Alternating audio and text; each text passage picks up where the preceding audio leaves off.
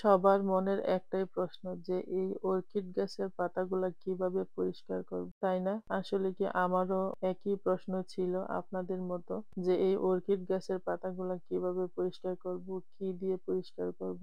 কারণ এই অর্কিড গাছ কিন্তু অনেক সেনসিটিভ, যেকোনো জিনিস ব্যবহার করা যায় না। তো আজকে আপনাদেরকে আমি বলে দিব যে আমি যেভাবে অর্কিড গাছের পাতাগুলো পরিষ্কার করে থাকি সেইভাবে আপনারাও করে নিতে পারেন। পরিষ্কার করার জন্য যদি গাছের পাতাগুলো নষ্ট হয়ে যায়, অর্কিড গাছটা যদি মরে যায়, তাহলে কিন্তু ব্যাপারটা অনেক কষ্টকর লাগে, তাই না? এত সুন্দর, এত শখের এই অর্কিড গাছ যদি নষ্ট হয়ে যায়, আসলে অনেক কষ্ট লাগে। কে কে পছন্দ করেন আমার মতো অর্কিড গাছ, অবশ্যই আপনারা কমেন্ট করে জানাবেন।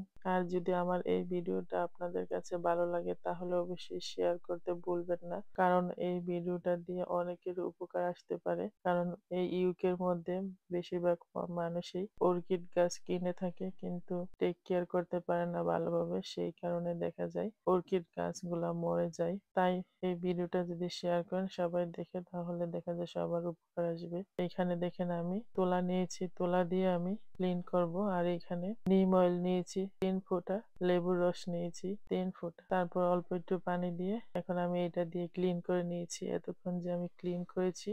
আর অর্কিড গাছে কিন্তু অনেক সময় ফাঙ্গাল ইনফেকশনও হয়ে থাকে। তো আপনারা যদি এই নিম অয়েল, তারপর লেবুর রস, একটু পানি গুলিয়ে তারপরে গাছের মধ্যে দিতে পারেন, তাহলে দেখা যায় ফাঙ্গাল ইনফেকশনও চলে যাবে। অর্কিড গাছ পালতে কিন্তু একটা সুবিধা আছে, সেটা হলো মাসে একবার পানি দিলেই হয়। বেশি পানি দিতে হয় না, বেশি খেয়াল করতে হয় না। শুধু মাসে একবার পানি দিবেন আর মাসে একবার এই পাতাগুলোকে ক্লিন করে দিবেন, তাহলে দেখবেন আপনার অর্কিড গাছ অনেক ভালো থাকবে। তারপর আরেকটা জিনিস হলো, সবাই কি করে গাছের উপর দিয়ে পানি দিয়ে দেয়। গাছের উপরে পানি দিলে কিন্তু গাছ মরে যাবে। সব সময় এই যে টবের নিচে পানি দিবেন, তাহলে দেখা যায় গাছটা নিচ দিয়ে শিকড় দিয়ে পানি খাবে, তাহলে আর গাছটা সহজে মরবে না। আপনারা এইভাবে টেক কেয়ার করতে পারেন। আমি যেভাবে টেক কেয়ার করি আমার এই অর্কিড গাছ, সেটাই আমি আপনাদেরকে বলে দিলাম।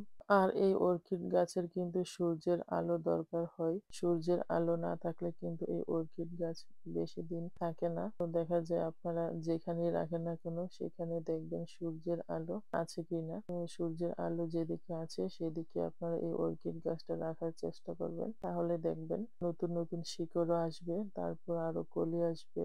তো আপনারা এইভাবে যদি টেক কেয়ার করেন, আমি যা যা বলেছি, আশা করি আপনাদের অর্কিড গাছ ভালো থাকবে আমার এই হেলদি গাছের মতো। অনেকেই আমাকে বলে থাকে যে আমি এত সুন্দর করে গাছ কিভাবে টেক কেয়ার করে রাখি, সবাই তো এরকম করে পারে না।